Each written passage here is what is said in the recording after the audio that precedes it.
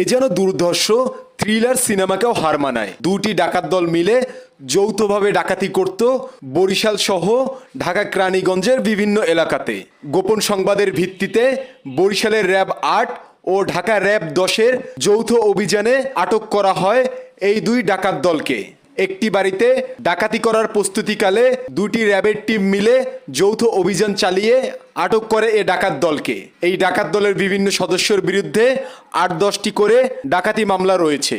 বরিশালে এলো মোবাইলের জাদুকর আল আমিন হাওলাদার। আর নেই চিন্তা, টাচ ফাটলেই ডিসপ্লে চেঞ্জ করার দিন শেষ।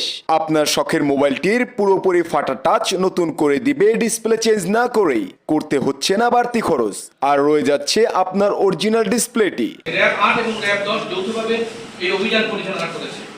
এই অভিযান পরিচালনায় বরিশালের বাকেরগঞ্জ থানা মহেশপুর অঞ্চল থেকে ৩ জন এবং ঢাকার কেরানীগঞ্জের ধলেশ্বরী টোলবাজার থেকে র্যাব ১০-এর নেতৃত্বে ৫ জন ডাকাতকে আমরা গ্রেফতার করি।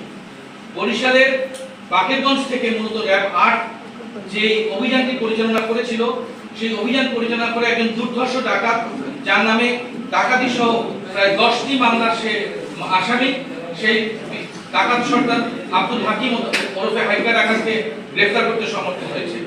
এবং এই আব্দুল হাকিম ওরফে হাইকা ডাকাতের বসত বাড়ি থেকে ছুরি, চাকু, দা এবং এই ডাকাতির সাথে জড়িত সম্পৃক্ত প্রায় ১৬ ধরনের বিভিন্ন ধরনের সরঞ্জাম আমরা উদ্ধার করতে সমর্থ হয়েছি।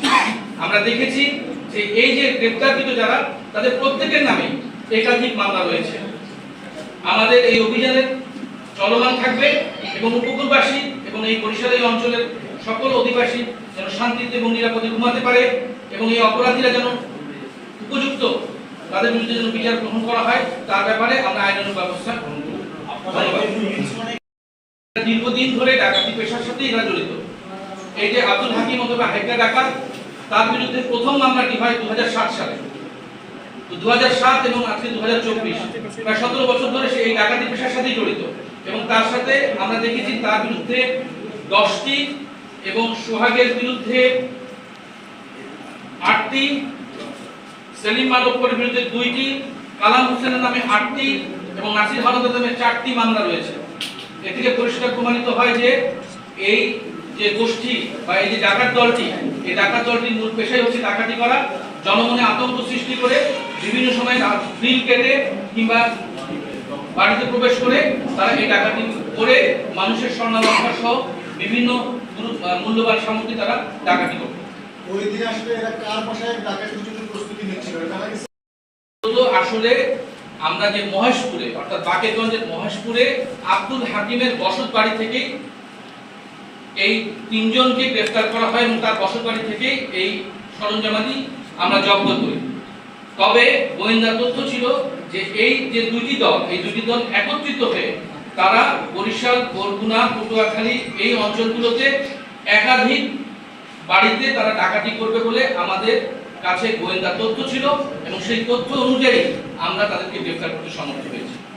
আপনাদের সকলকে আন্তরিক ধন্যবাদ। সবাই মিষ্টি মাথায় নিয়ে আমাদের এখানে এসেছেন, এই জন্য আবারও আন্তরিক কৃতজ্ঞতা এবং ধন্যবাদ জানিয়ে আজকের ব্রিফিং এখানে শেষ করছি।